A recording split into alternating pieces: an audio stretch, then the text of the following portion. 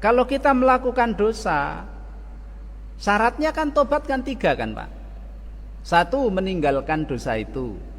Nomor 2, getun itu nyesal. Nomor 3, berjanji untuk tidak melakukan lagi. Dan itu juga harus dilakukan kalau kita tobat dari ghibah. Dan 3 syarat ini disepakati oleh seluruh ulama Pak. Makanya tadi saya bilang, ulama kita itu banyak yang sama. Kenapa di medsos, di HP selalu kalau ada ustadz satu sama lain itu disebutkan perbedaannya terus. Mbok ya disebutkan persamaan juga. Persamaan mereka lebih banyak daripada perbedaan. Maka ulama-ulama kita 3 syarat itu sama Pak, sepakat. 1, sekali lagi, meninggalkan dosa ghibah. 2, getun, menyesal. 3, berjanji untuk tidak melakukan. Ini disepakati. Yang keempat, karena ini berkaitan dengan hak manusia, kita grenengi, kita cemarkan nama baiknya di hadapan orang ini. Inilah apakah harus datang kepada orangnya minta maaf ataukah tidak perlu, cukup dengan memintakan ampun. 3 disepakati, 1 ada perbedaan. Imam Ibnu Katsir ketika menafsiri ayat ini, beliau mengatakan Pak, bahwa mayoritas ulama mengatakan bahwa tobat orang yang melakukan ghibah itu harus datang kepada orang yang dighibahi dan minta maaf. Itu kata Imam Ibnu Katsir, itu adalah pendapat mayoritas. Imam Ibnu Qayyim dalam kitab Madarijus Salikin, beliau katakan mayoritas itu siapa? Imam Abu Hanifah, Imam Malik, Imam Syafi'i. 3 imam mengatakan orang yang grenengi dia harus datang kepada yang digrenengi dan dia harus minta maaf. Dalilnya apa? Ya. Dalilnya adalah sabda Nabi Muhammad SAW, keterangan dari sahabat Abu Hurairah. Diriwayatkan oleh Imam Bukhari, Rasulullah SAW bersabda, "Man kanat lahu madlamatun li ahadin min irdihi aw syai'in falyatahallalhu minhul yaum qabla alla yakuna dinarun wala dirham. In kana lahu amalun shalihun ukhidha minhu biqadri madlamatihi wa illam yakun lahu hasanatun ukhidha min sayyiati sahibihi fahumila alaihi." Barang siapa yang melakukan kedoliman kepada saudaranya, baik kedoliman min irdihi, mencemarkan nama baiknya, kedoliman yang berkaitan dengan harga diri, au syai'in, atau sesuatu yang lain, harta benda, pangkat, kedudukan, irdun, harga diri. Lah mayoritas ulama mengatakan grenengi itu termasuk mencemarkan nama baik. Ngomong di depan orang, kejelekannya diomongkan di hadapan orang, itu kan berarti mendolimi saudaranya. Tidak mengambil uangnya tapi mencemarkan kehormatannya. Ya. Datang kepada dia, mintalah kepada dia supaya dimaafkan alias dihalalkan. Qabla ayyakuna dinarun wala dirham, sebelum datang hari kiamat, di mana di hari kiamat sudah tidak dibutuhkan lagi dinar dan dirham, harta tidak kita bawa. In kana lahu amalun shalihun ukhidha minhu biqadri madlamatihi.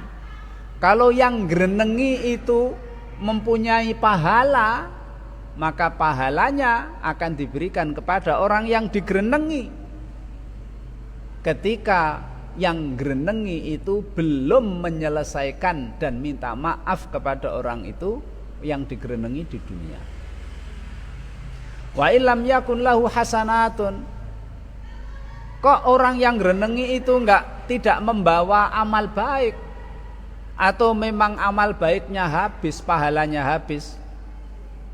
Ukhidha min sayyiati sahibihi fahumila alaihi. Dosanya yang digrenengi diambil kemudian ditimpakan kepada dia. Ini hadis, Pak, yang digunakan dasar oleh Imam Abu Hanifah, Imam Malik dan Imam Syafi'i rahimahumullah. Kemudian ada sebuah hadis lagi yang digunakan dasar oleh mayoritas ulama, yaitu hadis diriwayatkan oleh Imam Ahmad, Imam Abu Dawud dari sahabat Mu'ad bin Anas al-Juhani. Rasulullah sallallahu alaihi wasallam bersabda, "Man hama mu'minan min munafiqin ya'ibuhu ba'asallahu malakan yahmilahmahu yaumal qiyamati min nari jahannam. Wa man rama musliman bi syai'in yuridu syai'nahu bihi habasahu Allahu ala jisri jahannam hatta yakhruja mimma qala." Barang siapa yang membela seorang mukmin di mana ada orang munafik yang mencelanya. Kita punya teman muslim, kemudian ada orang munafik mencela-cela, menjelek-jelekkan. Kok kita bela saudara kita yang iman itu? Besok di hari kiamat Allah subhanahu wa ta'ala akan mengirimkan seorang malaikat khusus kepada orang yang nolong itu, yang akan menjaga badannya agar tidak tersentuh oleh api neraka jahanam. Dan barang siapa melemparkan tuduhan atau melemparkan apapun kepada saudara seagamanya, melemparkan tuduhan atau termasuk grenengi itu kan seperti melemparkan sesuatu yang mencemarkan nama baik saudara kita, menuduh, grenengi, maka Allah subhanahu wa ta'ala besok akan menahan dia di sebuah jembatan, namanya kontoroh, jembatan setelah orang selamat dari melewati sirat di atas jahanam. Disitulah ada jembatan lagi antara jahanam dengan surga yang dinamakan kontoroh. Allah akan menahan orang itu sampai dia menyelesaikan permasalahan dia dengan saudaranya. Kalau selesai, baru dimasukkan ke dalam surga. Nah, ini dalil yang dipakai oleh mayoritas ulama. Kemudian Imam Ahmad,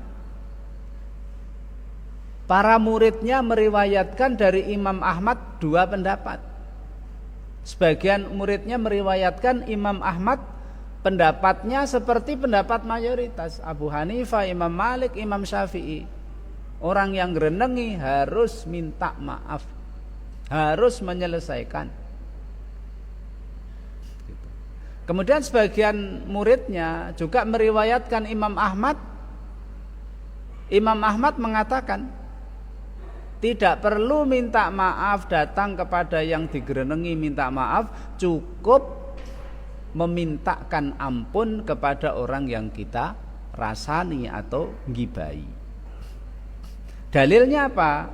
Dalilnya itu tadi, Pak. Kafaratu man ightabtahu antastaghfira lahu. Hadis Anas bin Malik.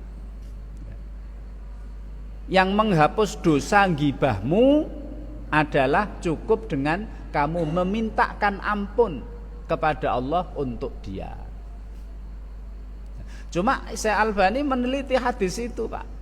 Dan juga mayoritas ahli hadis meneliti hadis itu. Memang hadis itu dhaif. Mungkin Imam Ahmad menilai hadis itu ya memang dhaif, tapi banyak ayat hadis yang menguatkan hadis tersebut. Bahkan pendapat ini Pak, pendapat yang kedua yang mengatakan bahwa cukup memintakan ampun kepada orang yang kita gibai ini diperkuat oleh Syekhul Islam Ibnu Taimiyah dan juga dipilih oleh Imam Ibnu Qayyim rahimahullah dalam kitabnya Madarijus Salikin. Dalilnya hadis yang kita pelajari ini. Kemudian juga argumentasi mereka diantaranya adalah satu, kalau orang yang gerenengi itu Pak ya datang kepada yang digerenengi menyampaikan, memberitahukan kalau dia gerenengi begini, itu dikhawatirkan nanti orang yang kita gerenengi setelah tahu kita datang kepadanya memberitahukan kalau kamu saya gerenengi begini di hadapan orang atau kepada seseorang, itu sangat-sangat kemungkinan besar adalah dia marah. Bukannya nanti bisa halal bihalal saling memaafkan, tapi malah tambah parah, tambah permusuhan, tambah kemungkinan besar begitu. Karena kemungkinan besar ini tambah parah akan menimbulkan pertikaian, menimbulkan ketidaknyamanan, ketidakharmonisan, malah permusuhan dan lain sebagainya. Karena dikhawatirkan seperti itu, maka dalam kaidah, salah satu kaidah dalam agama Islam apa itu? Darul mafasid muqaddamun ala jalbil masalih. Pertimbangan kekhawatiran nanti akan terjadi ketidakharmonisan, permusuhan, itulah yang menyebabkan tidak perlu datang kepada orang yang kita gerenengi kemudian kita menyampaikan gerenengan kita dan kita tidak, kemudian kita minta maaf. Karena dikhawatirkan seperti itu.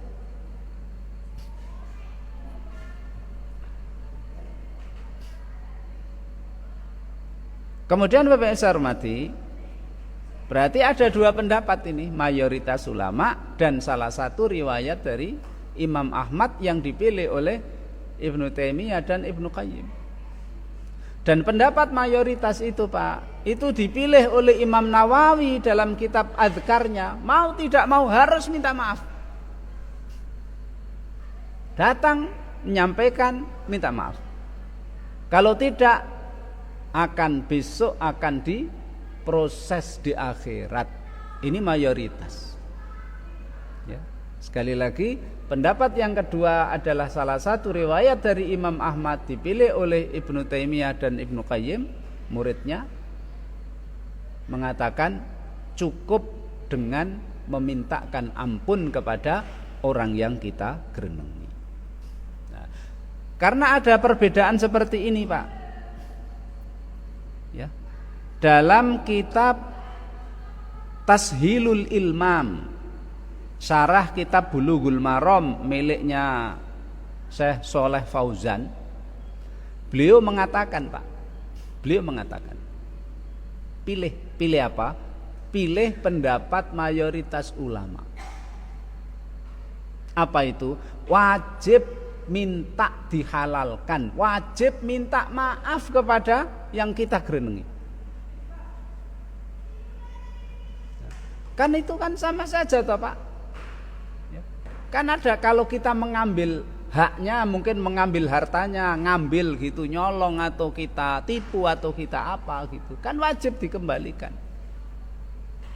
Sama saja, ini kan kehormatan, pencemaran nama baik.